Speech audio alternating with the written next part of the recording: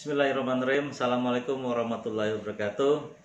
Agen H ini dimanapun berada, apa kabarnya? Alhamdulillah, luar biasa, harus lebih baik. Allahu Akbar.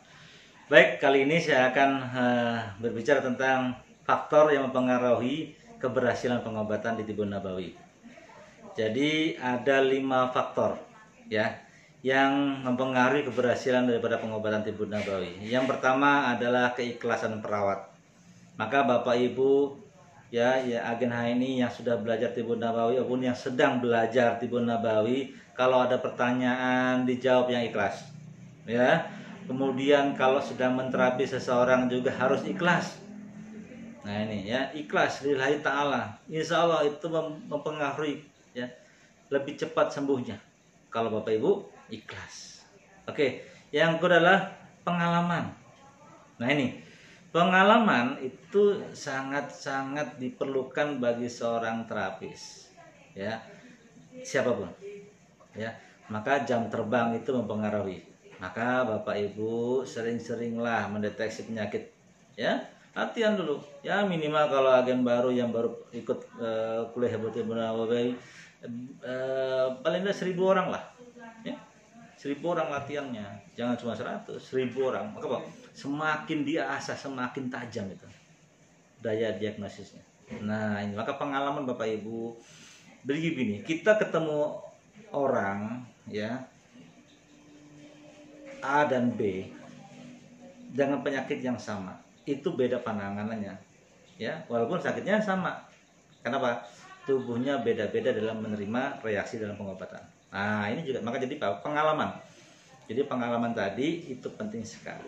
Jadi kalau Bapak Ibu ingin lebih dahsyat lagi dalam mendiagnosis dan dalam meresepkan herbalnya, maka perbanyaklah mendiagnosis orang. Oke, ya pengalaman. Berikut adalah tahapan penyakit. Ini penting nih. Banyak agen-agen H ini ya, yang memberikan resep, kemudian muncul DOC. Wah, kalang kabut sudah ini. Ya. Maka apa? Tahu, oh ini lagi DOC nih. Tenang, alhamdulillah. Nah, maka apa? Kalau ada DOC, muncul DOC, maka apa yang dilakukan? Perbanyak air putih. Kemudian kurangin dosisnya dan dimakan setelah makan. Nah, itu. Ya jadi tenang. Insya Allah berarti apa? Herbalnya sudah tepat karena muncul DOC. Bismillah. Oke. Yang berikutnya adalah amalan yang berterusan. Jadi mengkonsumsinya yang istiqomah. Jangan kadang-kadang baru 2-3 kali konsumsi sudah bilang kok nggak ada reaksinya ya. Nah, herbalnya ini kayaknya susah lama ini. Nah itu. Padahal Bapak Ibu yang sakit tadi itu mungkin sudah sakitnya mungkin bukan hanya sekedar bulan atau tahun, mungkin sudah belasan tahun dia sakit. Ya tapi begitu minum herbal kita maunya yang cespleng. Nah, maka itu kasih tahu ya, herbal itu dia harus pelan. Ya, kenapa? Dia ada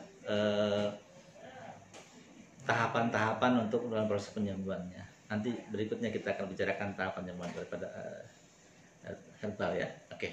Jadi tahu, amalan berterusan terus. Jadi ada yang setengah botol baru reaksi, ada yang 1 botol, bahkan ada yang baru 3 kali konsumsi aja sudah enak.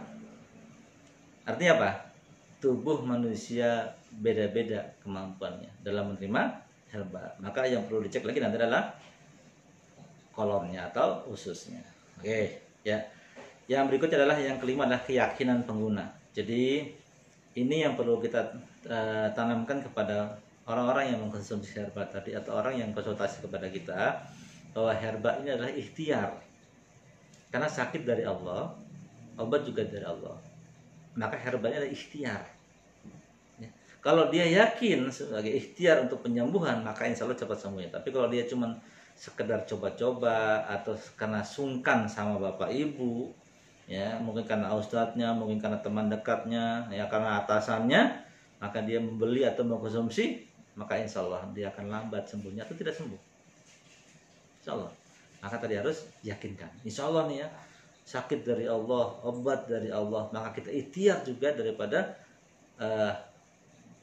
ciptaan-ciptaan Allah. Begitu.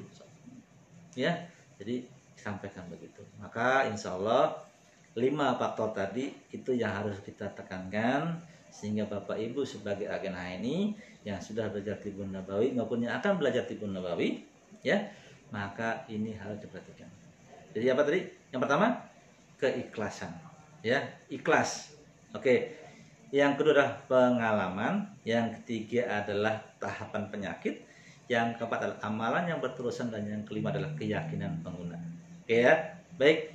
Mungkin itu sedikit yang dapat saya sampaikan. Semoga bermanfaat untuk Bapak Ibu semuanya.